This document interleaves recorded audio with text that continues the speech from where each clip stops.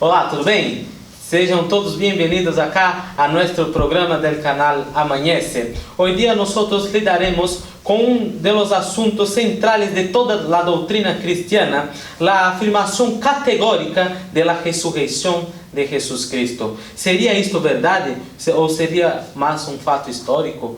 ¿O un mito? ¿O una metáfora que los apóstoles eles inventaram para contar uma verdade superior? Pero para responder a estas perguntas, as evidências que temos ou que não temos, será que isso mesmo é uma verdade ou é totalmente uma mentira? Vamos invitar acá 5 estudiantes da Escola Internacional Eminel para que háganse presente. Quero invitar agora, en este momento, a nuestro estimado José Víctor Sibalde para que se haga presente acá en nuestra discusión que vamos a tener hoy día. Sea bienvenido, José Víctor, siéntase a vontade acá. Também quero invitar a Ohana Sibalde também para que tome acá su asiento a nuestro lado, seja bem-vinda. Também a nossa estimada Marina Sibalde. Hoje dia temos acá uma família Sibalde completa, sejam bem-vindos. Também quero invitar a Kaique Gomes para que também se haga presente acá em nosso programa para responder às perguntas que temos. E também a nosso estimado Elder Bedoya. Seja bem-vindo, Elder. Siéntase cómodo acá. Hoy día nosotros vamos a tratar de un asunto, como ustedes estaban escuchando, de gran importancia. Y hoy día queremos tener una prueba. ¿Es verdad o es mentira la resurrección de Jesús Cristo? ¿O sería apenas un fato mitológico o un cuento que se tornó ahí una historia que hoy día la mayoría de las personas creen que verdadeiramente tuvo um Jesus que ressuscitou dentre os mortos, que viveu, que morreu e depois ressuscitou. Bueno, pero para isso, nós temos várias dúvidas e algumas perguntas a ser para vocês que estão estudando, que se estão especializando em esta área do estudo. E para isso, eu quero primeiramente fazer uma pergunta para você, senhorita Ohana, para que nos ajude aí a compreender aí uma das evidências que nós temos com relação a verdadeiramente a este hecho, não? Que nenhum ser humano em si presenciou que Jesus ressuscitou. E como nós podemos crer que realmente tuvo este Jesus, que ele ressuscitou, ou está aí perdido em uma tumba aí esta pessoa que se diz Jesus? Não seria aí também alguma evidência que nos sustentaria a afirmar que verdadeiramente não existiu, já que não tuvo um testigo ocular? Gracias por la pregunta, Leo. Para contestarte esta pregunta, quiero dejar bien claro 2 puntos. El primer punto es, ¿murió Jesús en la cruz? Los historiadores comprueban que sí. Y el segundo punto es que después que Jesús murió, Él apareció a la gente. Las evidencias que vamos a ver más adelante también comprueban que sí. Los muertos generalmente no hacen eso, ¿no, Leo? Y si tenemos bien firmados estos 2 puntos, llegamos a la conclusión que en realidad Jesús resucitó. Muy bien. Gracias, Ohana, por su respuesta. Pero a mí todavía no me convence. Pero podemos dizer, se existe alguma evidência de que a gente lo viu? Como é isso, José Víctor? ¿Existe alguma evidência? Eu não creio. Bueno, Leonardo, nosotros tenemos diversas evidências das aparições de Jesus. Se nós sacamos comentários das cartas bibliográficas de Jesus, que são os 4 primeiros evangelhos, seria muito simples de te mostrar e comprovar as aparições de Jesus pós-ressurreição. Sacar para você um texto do apóstolo Pablo, que não é uma das pessoas que escreve as cartas biográficas de Jesus, que está em 1 de Coríntios, o capítulo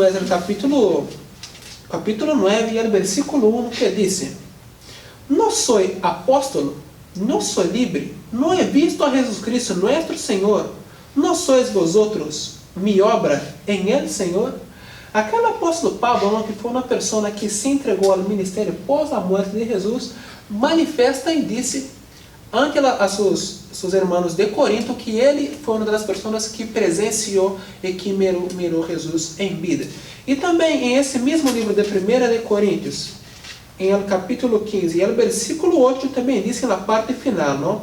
E ao último de todos, como por um nascido, a destiempo, ele foi visto também por mim. Então, o apóstolo Pablo é uma mais das pessoas que comprueba as aparições, e ele foi um dos que presenciou a aparição ocular de Jesus Cristo. Muy bien, gracias José Víctor por su respuesta también. Hablando un poco sobre este apóstolo Pablo, ¿no? Nosotros, en cuanto a las pesquisas que hacemos muchas de las veces, encontramos que este propio apóstolo Pablo, él en sus cartas a los Corintios y algunas otras cartas que ele escreve, ele utiliza palavras que não são de eles também, de ele mesmo. Palavras que são de outras pessoas, por exemplo, de filósofos de aquele momento. Pero como nós, por exemplo, falando um pouco sobre este capítulo mesmo 15 que você por último falou, não seriam estas palavras dele mesmo ou pode se considerar como um credo? Como é isto, Marina? Gracias, Leonardo. Y bueno, cuanto a eso, hay varias razones para creermos que es un credo. Y estudiando en el mismo capítulo, las evidencias aparecen. Primera evidencia, que el apóstolo Pablo inicia su capítulo diciendo, primero, que los transmití, en primer lugar, lo que a mi vez recibí. Donde esos dos términos, transmitir y recibir, son términos técnicos rabínicos, que nos dan a entender que estaba ocurriendo la transferencia de una tradición sagrada. En segundo lugar, el paralelismo y el contenido estilizado del texto nos indica que es un credo. En tercer lugar, el apóstolo Pablo utiliza Cefas para llamar a Pedro. Y Cefas quiere decir Pedro en arameo. Y el arameo por sí solo indica su antigüedad, o sea, que el credo es muy antiguo, o que nos da una confiabilidad mayor.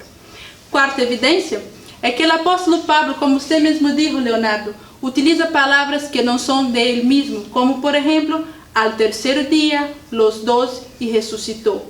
Y como quinta evidencia tenemos también que él usa palabras similares de las narrativas en arameo y hebreo de la Mishnah, que es la Torá oral. Marina, muchas gracias por su respuesta, pero el relato de Pablo no es un relato de primera mano, porque ella no estuvo presente ahí. En la aparición, no estuvo presente en la crucifixión de Jesucristo. Es un relato de segunda o tercera mano. ¿No podría ser este ya una evidencia suficiente para desacreditar de este credo? Gracias una vez más, Leonardo.